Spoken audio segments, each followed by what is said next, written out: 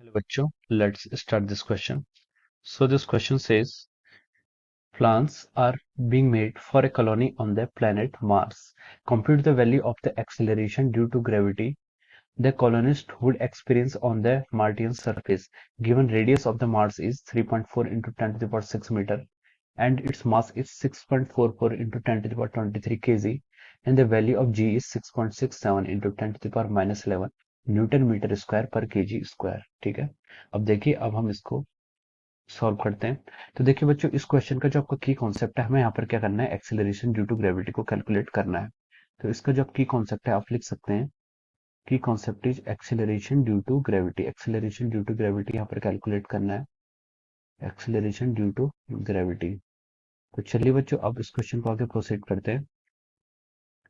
तो देखिए, क्वेश्चन में उसने बोला है कि एक्सेलरेशन ड्यू टू ग्रेविटी में कैलकुलेट करना है for the colonist would have experience on the Martian surface given that radius of the Mars, radius आपको गिवन है, उसका आपको मास गिवन है मार्स का, और जी आपको वैल्यू गिवन है। तो देखिए, एक्सेलरेशन ड्यू टू ग्रेविटी की जो वैल्यू आएगी वो आपको पता होना चाहिए। जैसे आपका जो फोर्स लगता है, अगर कोई ऑब्जेक्ट है उस पर कितना फोर्स लगेगा on the surface of the Mars, G gravitational constant into mass of the Mars, Mars का जितना मास होगा into the mass of any object, किसी ऑब्जेक्ट का मास क्या है आपका एम, और आर स्क्वायर, आर क्या है उसके रेडियस ऑफ द मार्स, क्योंकि वो उसके सरफेस पर रखा है तो हम उसको आर स्क्वायर यहाँ से लिख सकते हैं। अब देखिए, उस ऑब्जेक्ट पर कितना मास लगे, फोर्स लगेगा, फोर्स हो जाए आपका मास इनटू एक्सेलरेशन, ये क्या लगेगा, उस ऑब्जेक्ट पर आपका फोर्स लगेगा। ठीक है, अब देखिए यहाँ से स्मॉल एम से आप स्मॉल एम को कैंसिल कर सकते हैं, और जो आपका एक्सेलरेशन की वैल्यू आएगी ये आएगी G into mass of our Mars divide by our R का स्क्वायर। ये आपका क्या आएगा, एक्सेलरेशन ड्यू टू ग्रेविटी की वैल्यू यहाँ से इतनी आएगी।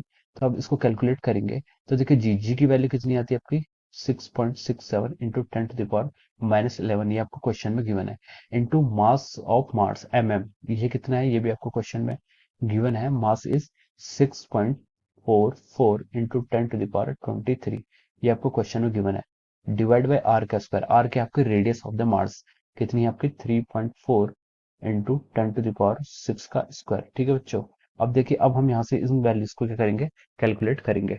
तो देखिए, पहले आपका 6.67 इंटू 6.44, इसको अगर आप कैलकुलेट करेंगे तो इसको कैलकुलेट करके जो आपकी वैल्यू आती है वो आती है 42.95 इंटू 10 टू द पावर कितना आएगा, यहाँ से 12 आएगा, डिवाइड बाय 3.4 का स्क्वायर, 3.4 का स्क्वायर कैलकुलेट करेंगे तो आएगा आपका 11.56 इंटू 10 टू द पावर 12, यहाँ से इतना जाएगा।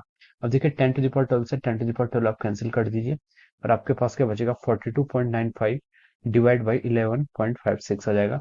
तो इसको आप कैलकुलेट करेंगे तो यहाँ से आपका आ रहा है 3.715 मीटर पर सेकंड स्क्वायर। तो ये क्या आपका एक्सेलरेशन ड्यू टू ग्रेविटी की वैल्यू आएगी on the surface of the Mars. तो देखिए, हमसे क्वेश्चन में यही पूछा गया था कि calculate the value of acceleration due to gravity.